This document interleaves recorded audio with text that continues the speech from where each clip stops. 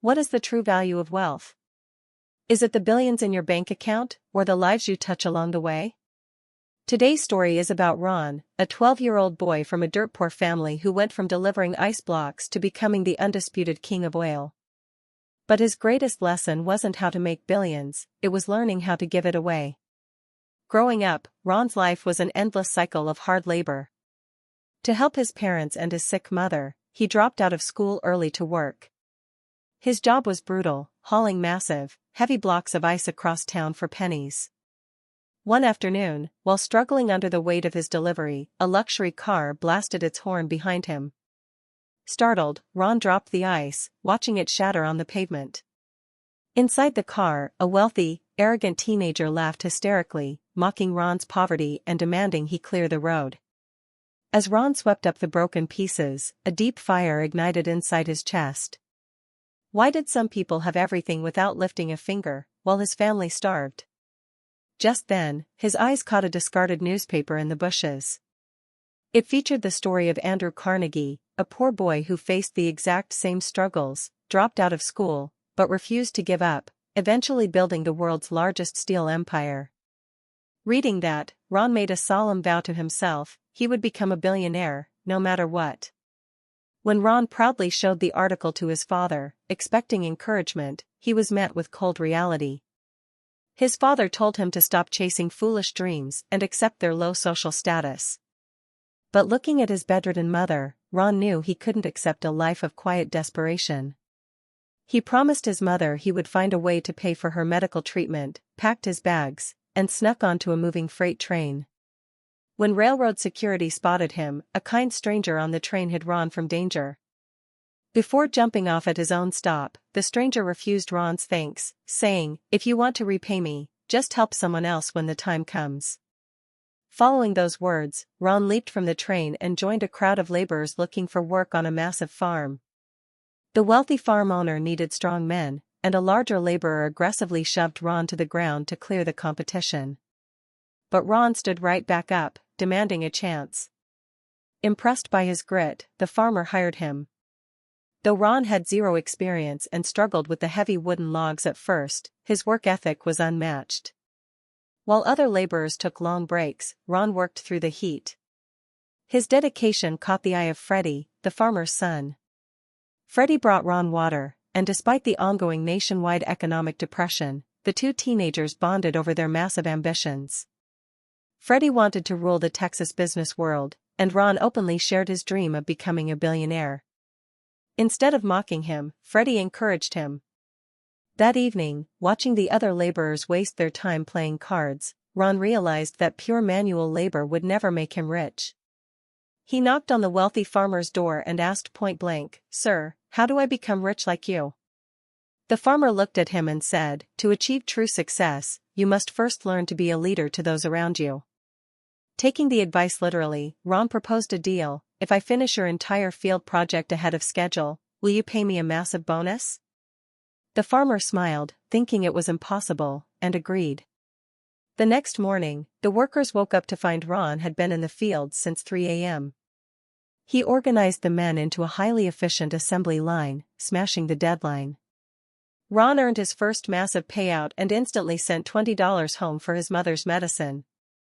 While walking back from the post office, Ron noticed a wealthy businessman wearing a solid gold belt buckle. Overwhelmed with curiosity, Ron asked him how he made his fortune. The man pointed toward the horizon and said, "The Texas soil is a sea of hidden treasure, but it only belongs to those brave enough to dig deep." Ron immediately understood, he was talking about oil. Right outside the post office, Ron's world stopped when he met a beautiful girl named Hannah.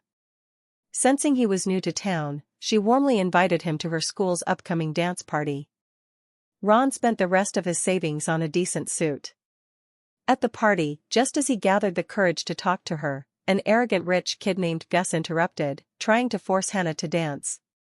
But Hannah chose Ron, and as they moved across the floor, Ron, completely smitten, boldly told her he wanted to marry her one day. Hannah smiled but gave him a reality check, saying her father would never let her marry a man without an education.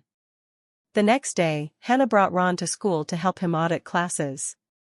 The wealthy students immediately mocked his poor background, but Ron fired back, announcing to the entire hallway that he would be a billionaire one day. Hannah managed to convince the principal to give Ron a chance, but the principal condescendingly argued that a boy without a school degree had no future. Ron confidently replied that some of the most successful people in history never finished school, proving that self-education is far more powerful. To humiliate him, the principal asked Hannah to write a complex math problem on the chalkboard. But before she could even finish writing the numbers, Ron analyzed the patterns and calmly spoke out the exact correct answer. The room went silent. Ron didn't stop there.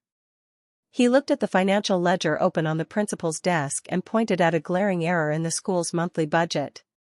He explained how a simple accounting oversight was draining their funds. Ron looked at the principal's expensive degrees on the wall and delivered a crushing blow, saying, "Sir, you have all the education in the world, yet you missed a mistake that took me 2 seconds to spot. Your degrees might say you are qualified, but they clearly don't teach practical brilliance. This will never be enough for me." Ron walked out, but Hannah was furious, accusing him of using arrogant words to mask his own deep insecurities about being uneducated. Her words pierced through his stubbornness.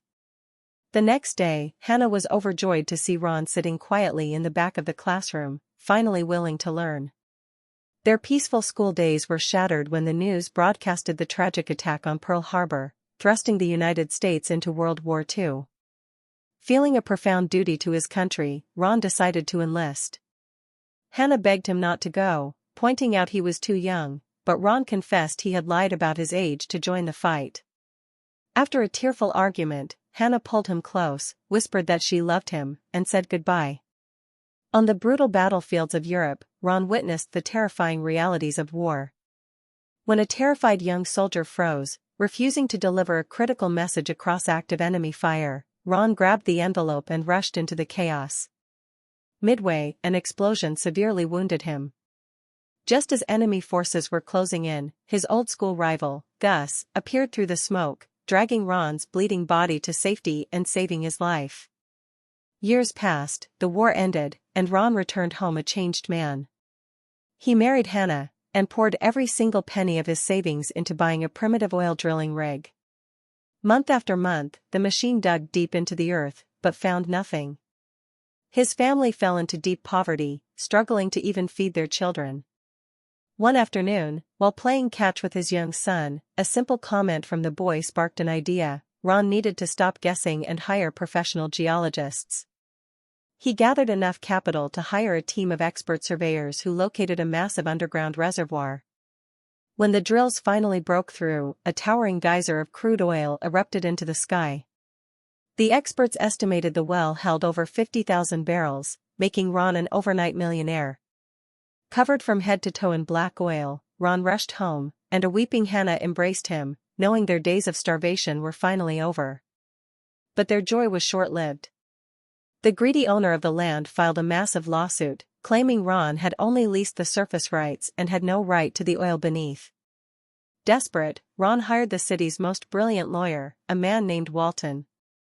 In a tense courtroom, the opposing counsel tried to mock Walton, but Walton calmly stood up, read the ancient land laws in a commanding voice, and completely dismantled the opposition's case within minutes. The humiliated landowner withdrew the lawsuit. Deeply impressed, Ron hired Walton on the spot as his permanent legal advisor. Over the next 10 years, Ron's oil empire grew exponentially. He bought up hundreds of lands, built massive refineries, and his net worth skyrocketed into hundreds of millions. But as his bank account grew, his heart grew cold. He became completely consumed by his obsession to become a billionaire, entirely neglecting his wife and children. Because his family now had unlimited wealth, his children grew spoiled, only contacting Ron when they wanted millions of dollars to spend on luxury. Ron didn't care, his eyes were only on the numbers. When the oil market became heavily saturated and profits began to drop, Ron remembered the old farmer's advice to always act like a leader. He decided to pivot from just mining oil to acquiring struggling refineries. He targeted a failing refinery and demanded the owner sell it to him. When the owner hesitated, Ron arrogantly threatened him, saying, "Your company is bleeding money and without my oil, you will end up on the streets. Take my offer or lose everything." The owner, disgusted by Ron's arrogance, told him he would receive his answer in writing. 2 weeks passed in a tense standoff at a hotel. On Christmas Eve, Walton begged Ron to let him go home to spend the holidays with his family. Ron coldly allowed it, staying behind alone in his obsession. The next day, the envelope arrived. The owner had accepted the deal. Newspapers blasted the headline, "Ron's company was now a multi-billion-dollar empire." He had finally achieved his childhood dream. But looking around his empty, cold hotel room, Ron realized he had absolutely no one left to share his joy with. Suddenly, the phone rang. It was Hannah, her voice trembling. On his drive home alone for Christmas, Walton had suffered a catastrophic car accident. When Ron rushed into the sterile, quiet hospital room, the sight of his best friend hooked up to life support machines shattered his cold exterior. The doctors delivered a grim diagnosis: both of Walton's kidneys were completely destroyed, and he was slipping away. Sitting by Walton's bedside, the heavy silence of the room forced Ron to confront a terrifying mirror. He looked at his hands, the hands of a billionaire, and realized that all his money couldn't buy a single breath for the only man who had stood by him when he was nothing. He remembered how he had selfishly kept Walton away from his family on Christmas Eve just to chase another zero in his bank account. The crushing weight of guilt and love broke through his stubborn pride. For the first time in decades, the king of oil wept. He remembered the stranger on the train who had saved him as a boy, saying, "Help someone else when the time comes." Ron looked at the doctor, his voice steady but filled with raw emotion, and said, "Stop looking for a donor. Take mine." During his long recovery in the hospital room, Ron began writing in a journal, listing every single thing he was truly grateful for. He realized that money was an illusion, and relationships were the only true currency of life.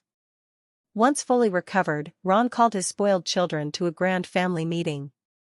He announced that he was placing his entire multi-billion-dollar fortune into a massive charitable trust to help the poor and less fortunate. To test their hearts, he handed each of his children a check for $10,000, telling them to use it to help the foundation. Immediately, his older children began excitedly whispering about the luxury sports cars and designer clothes they were going to buy with the money. Ron's heart sank, seeing what his wealth had done to his family. But then, his youngest son stepped forward. He placed the $10,000 check back into Ron's hands and softly said, "Dad, take this back. Use it to help the poor people who actually need it." Tears filled Ron's eyes. He had found his true successor. Ron officially handed the entire leadership of his global empire to his youngest son, knowing the legacy was finally in safe hands. This story is a dramatized interpretation inspired by the journey of Rockefeller. If Ron's journey from a broken 12-year-old boy to the king of oil touched your heart, please leave a like on this video. Share this incredible story of ultimate redemption with your friends, and subscribe to the channel with notifications turned on so you never miss our next dramatic story. Thank you so much for watching, and we'll see you in the next one.